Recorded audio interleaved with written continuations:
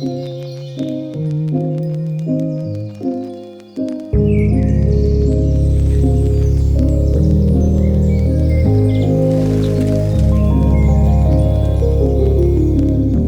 first heard of Town to City during a Steam Next Fest, when a member of the developer Galaxy Grove reached out to me. I took one look at it and, overwhelmed with demos at the time, replied, "Looks cute, but maybe next time, sorry." Fast forward to a few months later, a friend and I meet up at a convention, and she introduces me to a travel companion. "I actually contacted you about my game with the demo, but you turned me down," he informs me.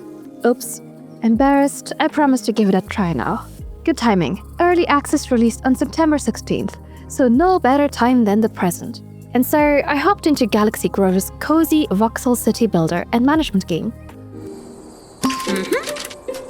Ah, Rivone.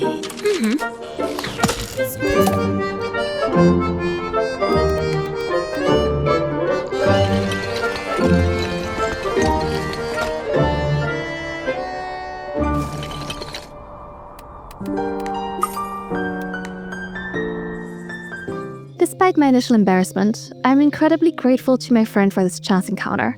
On the surface, this title published by Quali had a lot that appealed to me. Beautiful graphics, a slow and cozy pace, an incredible amount of charm. It's just that I'm not usually one to play city builders and strategy games. I find them either too stressful or too slow, with no in between, or I get overwhelmed with information and simply give up. Town to City strikes this delicate balance remarkably well. It has a big focus on decorating and setting a pace that feels comfortable, even for players without much experience in the genre. In Town to City, you're given 2 towns, with a third one to be added later during development, with different themes. As the mayor, your task is to build them from nothing to a real city by reaching a certain goal, mostly tied to the size and happiness of your population. Pace is managed cleverly. There is no deadline for residents' requests. They will let you know that they're in fact very patient. There isn't a real fail state, and so you can take your time getting familiar with the mechanics. New residents will move in, arriving via an incredibly charming steam train, if the average happiness in your town is over 60%. So if you're struggling and your residents are deeply unhappy, the game will automatically slow down the pace for you to catch up. On the other hand, if you're doing well, there's no real obstacle to you expanding quickly and building new houses. This ability to dictate my own pace made for a very enjoyable experience, meaning I could progress quickly when I felt like it, but also had the ability to slow down with no pressure when I felt like decorating my newly founded Camilleville. I'm usually not one for decorating too much. Without a specific goal in mind, I like creativity, and I get bored quite quickly. So I find that having residents having specific demands, for example, wanting a house surrounded by lots of flowers, helped me set a direction and kept my town from looking desolate. The many different options for decorating were a huge plus too.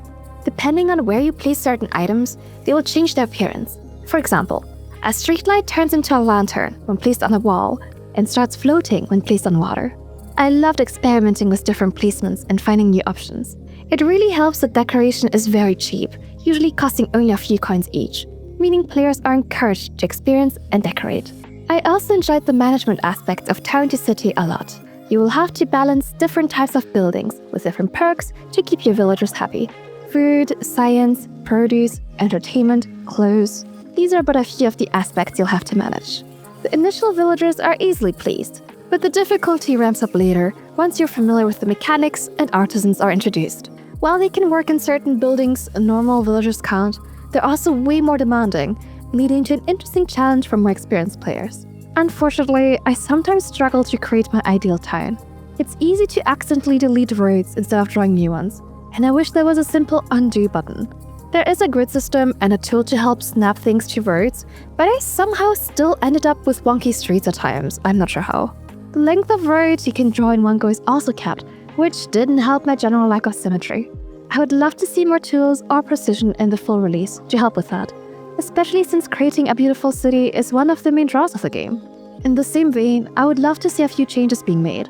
For example, later on, you have the option to upgrade your roads, which will lead to an efficiency improvement for some of your buildings and workers. This is great, but improving an existing road will override its appearance, replacing all types of roads with the same white texture. I would love to see different textures for different road types. I do, however, have a lot of hope for the future of Town to City. This early access version already has a lot of content. I've put over 10 hours into it at this point and have yet to get bored.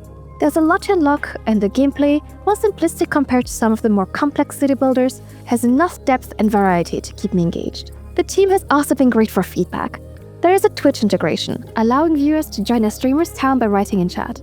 They will then show up as named residents, and their chat messages display over their heads in little speech bubbles. The integration has been really fun, both as mayor of the town, but also role-playing as a disgruntled citizen of my friend's towns, demanding more mines to send the children to. Whenever any issues came up, which were always very minor and mostly aesthetic, the team was quick to fix it, leaving me feeling very optimistic about future development. I enjoyed my time with Town to City immensely so far.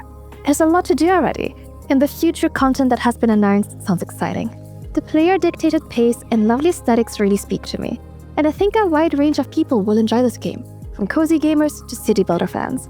If any of this sounds interesting to you, I would encourage you to check it out. Thank you so much for watching. This video is brought to you by our lovely supporters on Patreon.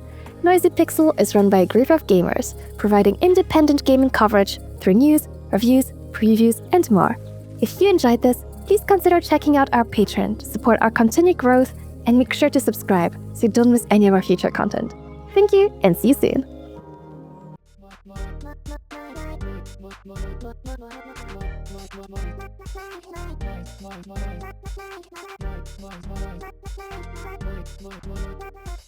Noisy Pixel.